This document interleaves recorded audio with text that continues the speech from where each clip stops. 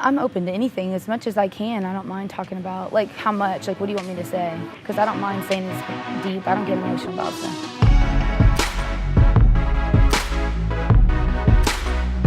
I had a very interesting childhood. It wasn't the easiest, you know, with your mom being a traveling nurse.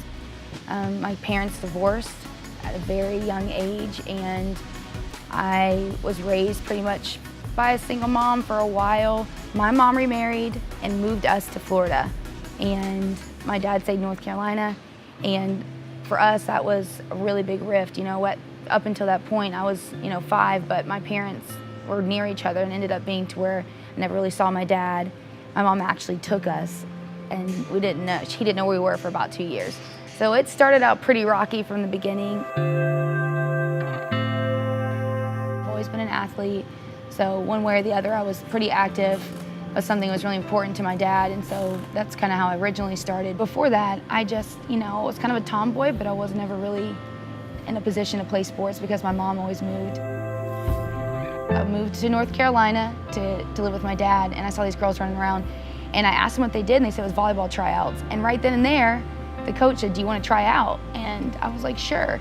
And the very first time I ever tried out for a sport, I made Junior Varsity for a team. We won nationals, state competitions. I played for a really, competitive Junior Olympics year-round, and it's just kind of been, the next step after that was, once I graduated high school and everything, I decided, after being a mom, what can I do now? I can compete in lifting, or I can compete in jiu-jitsu.